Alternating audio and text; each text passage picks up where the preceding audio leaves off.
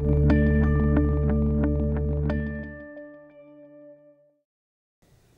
2013, les fonds communs canadiens qui investissent dans les actions américaines, européennes et japonaises se sont très bien comportés. Par contre, ceux qui sont taxés sur les ressources naturelles et le revenu fixe ont eu un rendement moins performant. Pour nous en parler, Christian Charret, rédacteur en chef chez Morningstar Canada. Alors, commençons par les actions américaines. Oui, l'économie américaine a eu une année très solide en 2013 et ça s'est reflété dans les marchés boursiers. L'indice S&P 500 a obtenu son meilleur rendement depuis 1997 avec un rendement total d'environ 32 Pour les investisseurs canadiens, ça a été encore mieux parce qu'en plus de l'excellente performance de la bourse, le dollar américain s'est apprécié d'environ 7 par rapport au dollar canadien. Donc, ça s'est soldé par des gains de 38,5 pour la catégorie actions américaines et de 40 pour la catégorie actions de PME américaines. Pouvez-vous nous parler un petit peu des actions européennes? Oui, les actions européennes ont obtenu de très bons rendements. La catégorie a gagné 30,8 les économies, particulièrement de l'Allemagne et de la France, ont eu des rendements solides. Mais en plus, tout comme avec les actions américaines, les actions européennes ont profité de l'appréciation de l'euro et de la livre sterling par rapport au dollar canadien. Pouvez-vous nous parler aussi un petit peu des actions japonaises? Oui, au Japon, c'est intéressant parce que l'histoire des devises, c'est presque le contraire, ou en fait, c'est un petit peu plus complexe que ce qu'on a vu en Europe et aux États-Unis. Le yen s'est fortement dévalué par rapport à la plupart des grandes devises mondiales, y compris le dollar canadien. Donc, directement, ça a eu un impact positif sur l'économie japonaise parce que cette économie-là dépend fortement des exportations.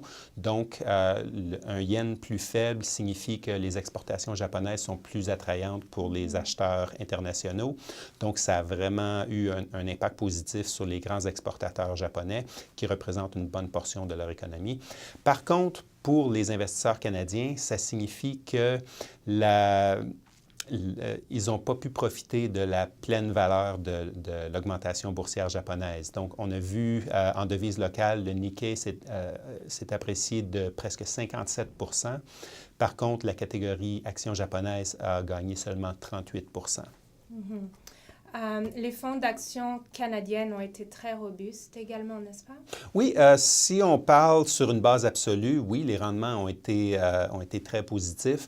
Par contre, ils ont été considérablement à la traîne par rapport aux compagnies internationales. On a vu la catégorie actions canadienne qui a gagné 14,8 Les catégories actions en majorité canadienne et actions de PME en majorité canadienne ont fait un peu mieux avec des gains d'un peu plus de 20 Ces deux catégories-là affectent beaucoup de leur portefeuille, environ 20 en moyenne, aux actions américaines. Donc, ces actions-là ont aidé les fonds de ces deux catégories-là. Mais les catégories purement canadiennes ont sous-performé.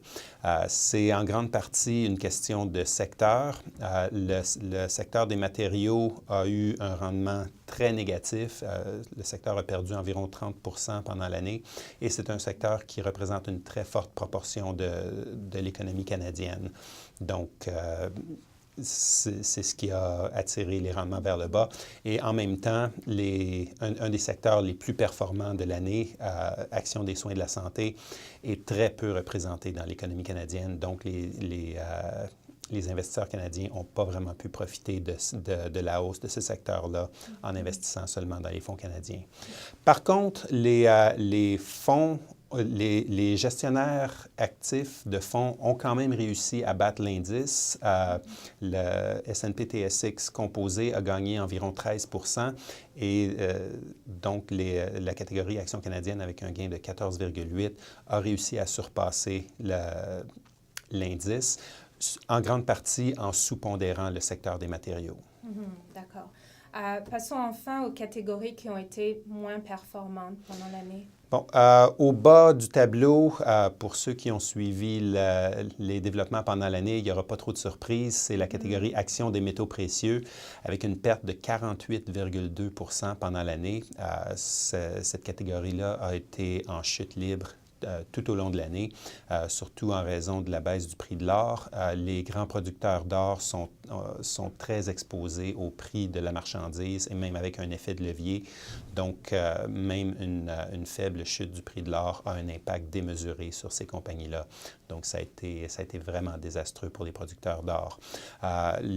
Les autres perdants sont surtout les catégories de fonds obligataires, particulièrement celles qui ont des échéances plus longues, comme par exemple les catégories revenus fixes canadiens indexés à l'inflation ou revenus fixes canadiens à long terme, qui ont subi des pertes considérables. C'est en grande partie dû à l'augmentation des taux d'intérêt qui a été le résultat du plan par la Réserve fédérale américaine de réduire son programme d'achat d'obligations.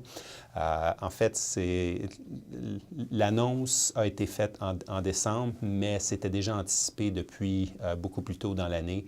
Donc, les ajustements se sont faits pas mal depuis le printemps dernier.